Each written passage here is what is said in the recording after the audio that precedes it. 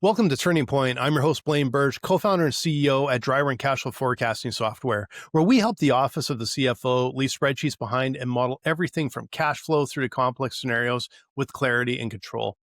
And joining me today is Josh Sizemore, a longtime entrepreneur in the CPG space who is helping to launch Feast Fast today to deliver safe and healthy diabetic snacks. Welcome to the show, Josh. Thanks, Blaine. Appreciate it. Glad to be here. So we were talking before the show a little bit, and you mentioned, like, I know you've been involved in the CPG space for a long time. You launched a ton of different different products, but I wanted to go all the way back to the beginning. Where was the first, I guess, time that you thought, hey, you know what, I think I'm going to dip my toe into this entrepreneurial space? That's a good question. So I can go way back, and me and my best friend I think we were in or sixth grade, and we talked his dad into building us a card shop out of a shed. And so we loved basketball cards. We loved playing. That's what we did, was we played basketball, and I played basketball, through college, etc. But we had probably 10,000 basketball cards, and we were selling them in classrooms. So we were like, why don't we just take that shed and have your dad build it, and we can set up shop? And we literally did, and we was making like $500-600 a week as like Nice. 11-year-olds from people around the community, from kids in the community. So that was pretty cool. That was probably definitely my first like toe dip into the entrepreneurship. And then, fast forward, it's just, I think my mom, and my grandpa on my mom's side was he owned the first TV line, on the first telephone line in our little small town.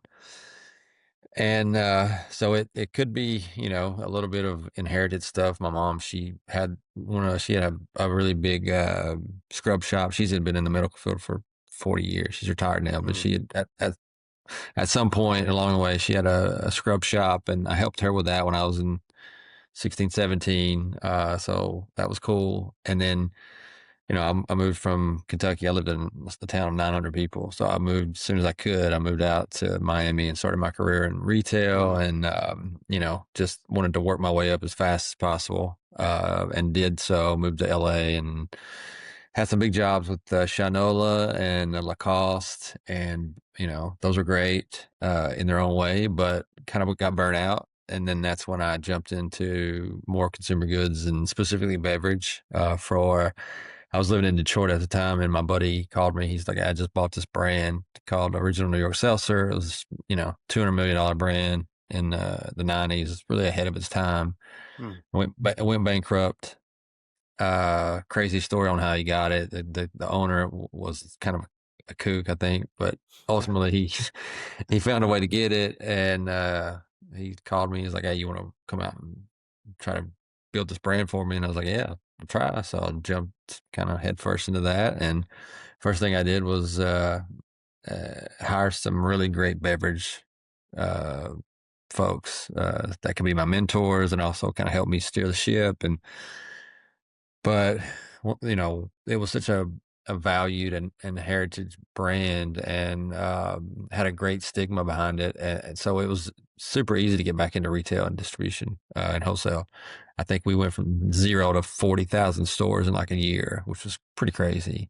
Oh, wow. Wow. Yeah. So I just want to circle back a little bit, because you had these experiences, and like, as I talk with entrepreneurs, this is very common. It's like these experiences start to stack up, and it's, entrepreneurs always got that eye out for opportunity. And, it's like, that's oftentimes what, it's like, oh, good opportunity over here, over there, over there. And you start zigzagging back and forth. And you mentioned, kind of the burnout from working for the big brands, but there must have been, like, what was some of the foundational things that you grabbed from there that went, okay, I'm prepared to go and take on this bankrupt company and see if we can get it back and going. Yeah. I mean, I prepared. I don't know if I said that to myself. I think you just have, and then, to your point, there was an opportunity, and I think being an opportunistic, probably person with that mindset, I felt it was I guess I felt it was time to like just take a leap and try something different and new. And, Mhm. I trusted my friend, and, um, like, the burnout was happening. So it just felt at that time it was good timing to like kind of do something else, Yeah. so whether I was prepared or not, I definitely wasn't prepared for the beverage thing, but I was prepared to make hopefully good enough decisions to move us forward in the sense of whether it be operationally or culturally or, you know, manpower or whatever it needed to be. I felt like I could be nimble and tackle that head on, I guess. Yeah. I want to dig into this one a little bit because the companies are under a lot of pressure right now. You see it everywhere. There's a lot, and I'm quite interested in how you took a brand that had essentially failed, but you guys saw opportunity, your friends saw opportunity, and you actually figured out there's a path forward. There's a way that we can actually get a little bit of momentum, a little bit of wind at our backs again. Um, just talk a little bit to that of, you show up first day and you're like, okay, we got a Yeah. problem here. How did you just start to move the boulder, like that massive rock in front of you to get to the point, like you said, where you got to 40,000 stores, where you're actually in 40,000 stores? Yeah, so I think a couple things to take note of. One, I move really fast with anything I do. Like I go hard and fast, and like I don't stop until something gets done. And if I tell you I'm going to do something, 100% it will get done. And then to the point of like taking a failed brand, it did fail because it went bankrupt, but it only failed because of the founder. Mm, They actually got an offer from AB for 400 million to acquire the brand, and he didn't want to sell, but AB was their exclusive distributor, so they pulled their distribution, and ultimately he went bankrupt. mm, So, in that sense, the product was great. He was just a dumbass and didn't really take note of it. I don't know. I don't want to say that he was yeah, dumb, but hearing from my friend on what he had to go through to get the rights to the trademark from him, yeah, it was out there. yeah, So, but just jumping in day one is just like, all right, I got 10 things on my list that I need to do now, and I'm going to try to do them as efficiently and as fast as possible. You yeah, know, got to buy a bottling facility. Okay, that's a big one. So that was number one. Hire a couple great beverage guys. That's number two. Like talk to distributors. That's number three. Talk to retailers. That's number four. Like and the list went on and on. So it's just getting everything knocked out as fast as possible. mhm. And that's how I continue to do. That's how I continue to live today and work today.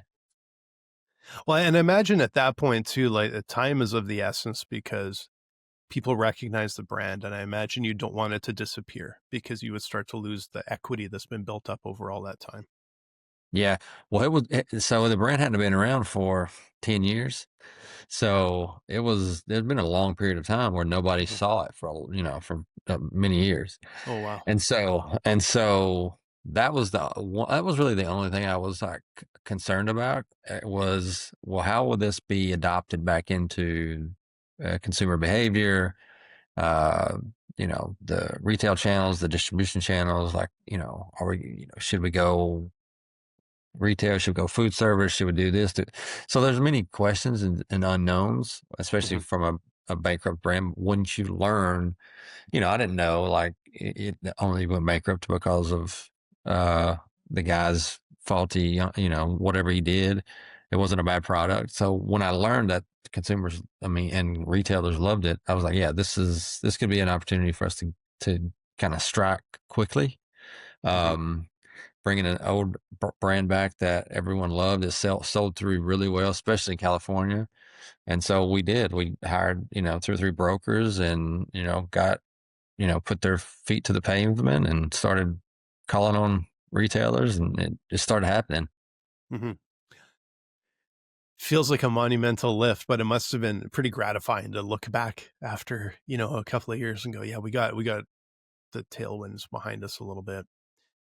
Yeah, 100%. Like it's always gratifying when you can have to dos to get checked off, you know? as an entrepreneur, this was kind of my first, I was being an entrepreneur and going outside the box, but it's not your brand. I didn't create it from scratch. I didn't, I was just put in a scenario where I needed to build it kind of from scratch. Hmm. Um, so it's a little different. But yeah, I mean, I stayed on until 2022. Uh, that's when we sold the brand. But during those years, I made a big move and moved to Kentucky and started my own water brand during that time. So Well, yeah. So tell me a little bit about that. What was what opportunity did you see there? And like, how'd you say, okay, this is the time. This is where I'm going to take a bit of a leap and create something else so that just on my own, right? yeah, it's super interesting how it came about. I was meeting with the board of a university, and one of the board members wanted to chat with me afterwards and go over like a bunch of businesses. Yeah, just get some advice or whatever.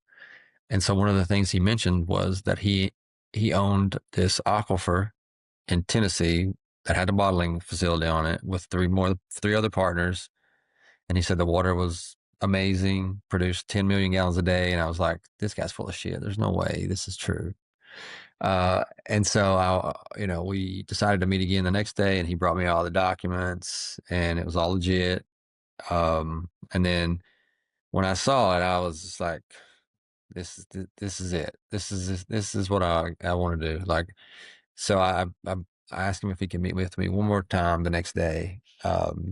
And I went home that night or back to my hotel room, and I literally built the business plan for the first 5 years, created the deck, went through the financials, like created the branding, the brand, the name, how we wanted to position ourselves as a premium brand, everything, and brought it back to him the next day and presented it. And I told him this is how much money we need.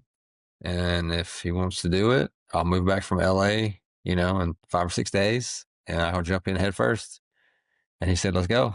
And then that was that. And, so that was, built that up for 4 years. That was a really fun time, honestly. Even though it ended badly with a bad divorce and, selling early and all this stuff, but it was a great time.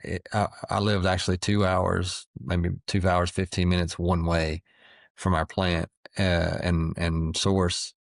And I drove it every day, four Wow. years, every day. And unless I was in retail meetings or investor meetings, I was there at the plant, bottling the water, loading the water, it was awesome. So many lessons learned there. And, yeah, unfortunately it ended, not as well as I hoped or could have for sure. But, yeah, it was great learning experience, Yeah. no doubt. Yeah. Well, and that's the unfortunately, like you hear that all too often too, as I talk with entrepreneurs all of the time, and it's even when things are successful, it can be a real challenge to get it all tied up in a neat bow at the end. That's a Yeah. really hard thing to do. Yeah, and I mean, and success is, that's a big word, right? Like everybody has a different definition. And so Hmm.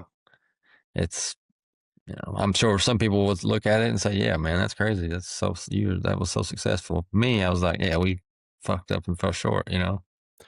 Yeah, it's the entrepreneurs, I guess, burden is you have a vision in mind, and if you don't reach that, yeah, other people could look and say, yeah, it was a success. Maybe not in my mind. And Yeah. sometimes it can be the flip side too, because I've seen that too, where you can have a business and the investors will think it's not a success. It's not the unicorn we wanted, Right. but the founder actually, yeah, yeah, they get in the black. They get profitable. They build a nest egg. They build a business, and from their point of view, it could be like this is actually wildly successful. So Yeah. you're right. Success is a very different. Everyone views it a little bit differently, and I know as an entrepreneur, it's whatever's in your mind is what counts the most. I guess. Yeah. Yeah. Yeah, for sure. And if you're just looking at money, yeah, then you could go up or down. Yeah. Was successful or was it not? That's just a point of view of what money equals success. But for me, it was a success in the sense of the experience was awesome. So Yeah. that was definitely a success. Yeah, and those experiences are so valuable. That's that's generally what powers the entrepreneurs forward and helps them find that next opportunity as well. And Yeah. so what did like so this sort of went a little sideways at the end there for you. What was your next sort of endeavor that you So tackled? yeah, so I moved back to LA and started an e-commerce platform called CBD.com. And it was kind of this Amazon for CBD brands. We literally built it on Amazon's, outline. It would look just like Amazon when you logged in, etc. So we had all CBD brands probably in the world, or 90% of them. And it was in LA, and it was still a pretty gray area at the time. So, figuring out marketing, especially online, direct to consumer, was a little difficult. We did it. We did it pretty well, but we started adding components of like hospitality and retail into the mix to ensure that your brand would get a X amount of more exposure, give us a little more revenue in the bank. Started doing same day deliveries in LA, which was great. And then we did it for a couple of years, and then sold it to Snoop Dogg and Martha Stewart's crew. Wasn't a great exit, but good experience. And from there, I kind of did a right turn and moved up to San Francisco, and became president of 1-800 Got Junk. I don't know if you know that brand, but Yes, I think I've heard of it. I don't know just from seeing the trucks go by, or if yeah, I yeah, think yeah, I yeah, heard a podcast. It may have been that one on how I built this or something like that. I don't know if they were on that show or yeah. Yeah, I it don't sounds know. very familiar. Brian, yeah, Brian, he's from Canada. He was the one, he's the one that founded it. But yeah, I mean, it was, 25, 26-year-old business, very turnkey, great profit margins, Mhm. so it was great in that aspect, but there was no go-to-market strategy. There was no marketing pivots. There was no, things like innovation. It was just hire great GMs and have great customer service, and your franchise will do 25% net, which is pretty crazy. Yeah. But again, I was just kind of hanging out, making sure that our GMs was good. Wasn't nothing special. So Yeah. did that for a couple of years. Got bored, honestly, and then jumped into the kombucha business, and started a brand called BK and Co. And it was the first of its kind powdered kombucha, and Okay. built it up to a couple hundred million. And the board wanted me to move to Wisconsin and take the whole operation to Wisconsin, and I just didn't want to go to Wisconsin, honestly. So I helped him find a new CEO and kind of stepped away from that, and was advising. Go ahead, sir. I want to circle back a little bit here because what I find really interesting, again, we were talking about opportunity, and you went from uh you kind of went from a brand to suddenly to like an online community, which is that's a totally different model, right? Like a Yeah, completely different model. And I know myself, I came from I came from owning a creative agency to starting a software company and thinking I knew more about it than I actually did. And that's because, but it's like, hey, I know enough, right? yeah, And sometimes enough to be dangerous. And then you go to like, okay, we got to get a go to market strategy for this junk hauling business, and then back over to a consumer product business. How did you how did you navigate and prepare and actually stay on top of such diverse changes in different business not models and all the different problems that come with them? yeah. I think so. With CBD, I was again trying to put even though we were an online business, I try to gear it. I tried to put my hard retail hat on and consumer goods spin on it to where we were physical and in market and in hotels, and now we're delivering the goods to you. We're not just online. So in that sense, I kind of made those things happen. Um, and then with when I got junk, it was, it aligned with my ethos, which was culture, employee experience, customer experience. Like that's got to happen. So we were super aligned on that stuff. Hmm. So it was easy to jump in and like make sure that things were happening in that sense. And really that's the business because it's such a seasoned business. They're already the operations is already turnkey, and you just really got to focus on the culture and the experience. And if you're good at that, then you'll thrive. Hmm. So, and then jumping into the beverage, I felt very confident at that time with as far as the kombucha. I felt very confident that I could create a brand around this new innovative concept because it tasted really good. And I hate kombucha, but it was really good. So we had really good Yeah. flavors, and then we launched, and yeah, it took off. So where did that idea come from? That was you got connected with the innovator that actually invented this powdered kombucha? Or? Yeah. So Carry Foods created the powder, and they're the biggest, first or second largest food ingredient company in the world. Um, and they're also in Wisconsin. And yeah, I got connected with them. They had this opportunity and had some, VCs behind it that wanted to put it in market, and one thing led to another. And that's when I built the brand. I'm a little curious on the just a totally different side note here. How do they do powdered kombucha? Because kombucha is um the health benefits that come with it. I always had it pictured as more of like a fresh product. How did they make that sort of transition? And I'm more curious on the actual product side because I'd never heard of it before.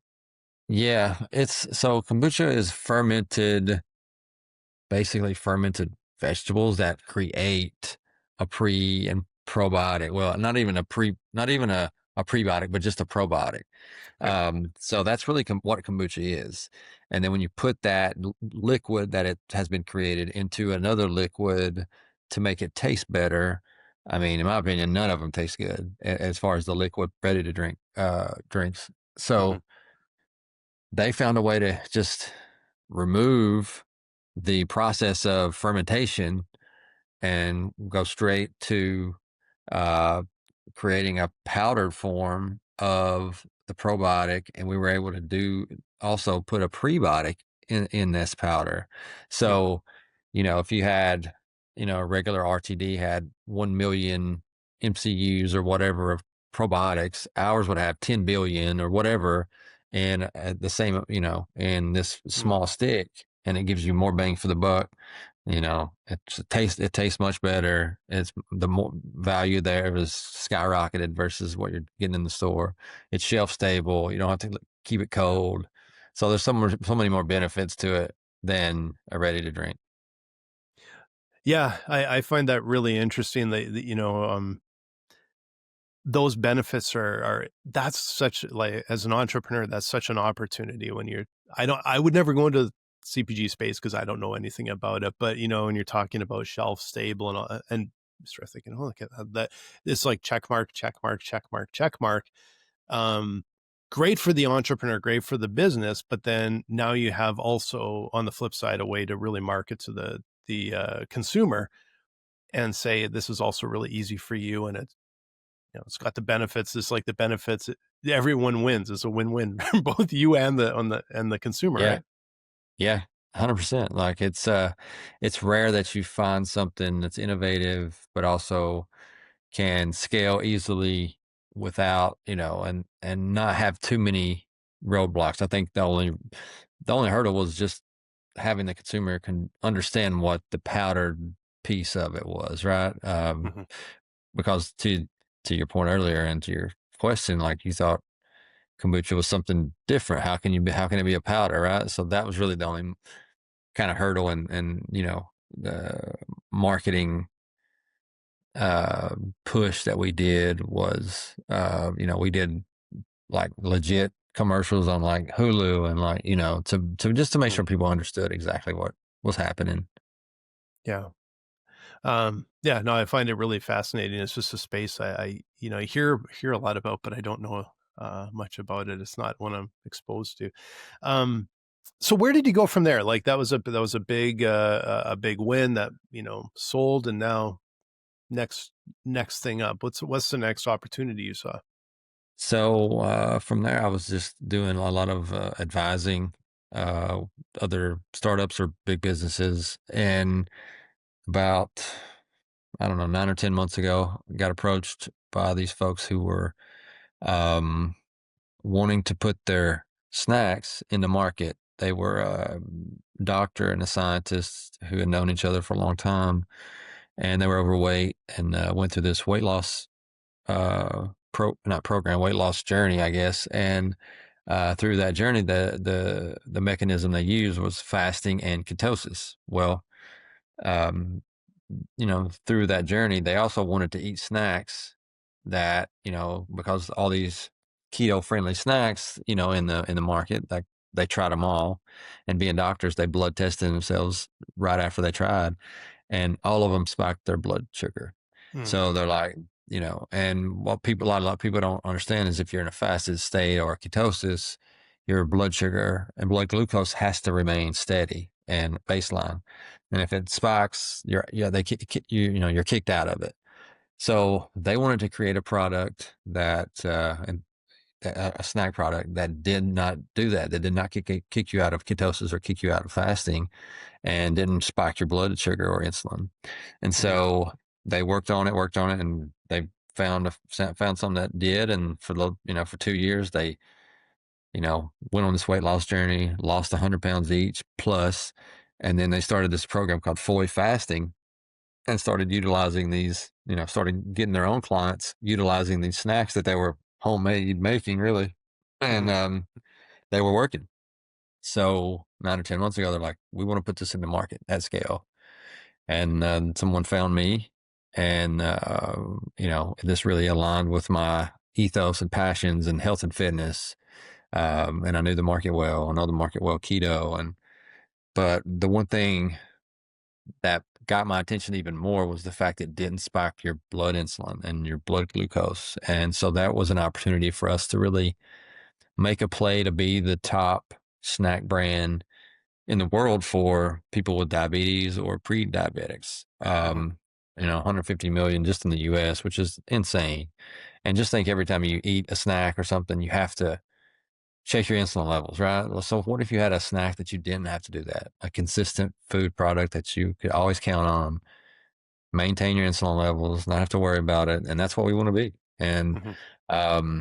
we even have a patent on our products, which is crazy. I've never seen one in the food space, but I don't like to get into too much in the weeds on the science and the patent. I just want to make sure people understand that, our products are delicious. They don't spike your blood sugar. And we have 4 SKUs of cookies right now, 4 flavors. We're coming out with cereal and crackers before the end of the year that are even better than our cookies. And yeah, we're here to help these folks, and we think we got a big opportunity to do so. That's, you know, it's always amazing to hear the stories of people solving their own problem and then seeing opportunity out of solving that problem. In this case, it's really interesting because they solved their own problem, then went and looked and said, "Oh, it actually solves a really big problem with a lot of Yeah, people." And I imagine that recognition was somewhere where they thought we need to do something yeah, about this. So um, I'm curious a little bit about, like, you've stepped in, you know, really quite recently, and they're just getting started. yeah. Um, what, you know, having gone through this a number of times, what are some of the steps that you need to take to say, here's how we're going to get some traction fast, and even though it's really unique in what I expect would be somewhat crowded space, though. Yeah, it's a huge crowded space. That's why, having the point of view of a safe diabetic snack kind of sets us apart Hmm. from that crowd. But yeah, going back, I mean, they didn't have a brand. They didn't have all they had was some homemade cookies that they've been making, or snacks, Hmm. different versions. So one was ensuring that we could have a consistent snack that was consistently not spiking blood sugar. So we tested. We got that. Next was find a co-packer and a co-manufacturer that could create these cookies for us, Hmm. and understanding that they also need to be able to create our crackers and our cereal down the line. So, one of my good friends was his former COO of Kind, and he gave me a list of manufacturers, and out of that list, it was a long list. It came down to like two that could actually pull it off, and then it came down to one that could actually pull it off. Hmm. So we've been working, so contacting them, making sure that they can do it, and then proving themselves and going through the trials and the samples, and um, figuring out cost and our cogs, and now it's packaging, now it's branding, Hmm. creating the the brand, the logos, the packaging, the messaging. And then it's to, when are we launching? Once we launch, how are we going to get it out? It's the marketing team, it's the TikTok team, it's the Google, it's everybody that kind of Hmm. hopefully working together to get our name out there, right? So that's kind of how it goes. I have a really great spreadsheet guy that he's ops and finance, and he kicks ass. So he finds every little dollar cent we can save. Hmm. Um, and those things will be better as we scale and uh, become get bigger, and be able to order more product from our co-man, etc. But we're in a pretty good place. We launched about 2.5, 3 months ago, and had a good 2 week launch, and then somebody hacked our Meta account and kind of kicked our ass for the next 2 months, and Hmm. so we literally had to start over about 3 weeks ago, as far as our ads and stuff. So, but we're starting to pick back up again, and we'll get to where we wanted to be, where we need to be, sooner than later. I know that, and yeah, it's an interesting journey. But once you've done it so many times, like you know, it took me literally about 6 months to create this brand from scratch to in the market. Hmm. So, and it's working 24/7, trying to do everything as fast as you can, but as efficient as you can. Um, and yeah, it's fun. It's hard to do, but we think we have a great think we have a great product. And I know we have a great product, and our cereal is actually even better than our cookies, and our crackers are. I mean, I can't believe they taste that good, honestly, and do what they do. Yeah. Yeah. So if people wanted to find you guys, like they're listening to the show and I need that product, know someone that needs that product, how should they find you? Yeah, the product feastfast.co. Just go to the website, check it out, and it's as of September 3rd, we'll be on Amazon, so you can get on Amazon.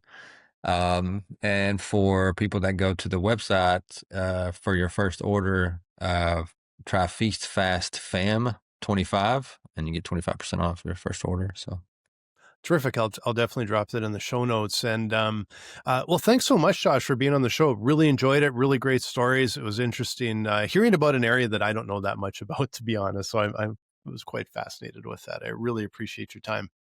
yeah, man, I was glad to talk, and it was nice to meet you. I was glad to be here.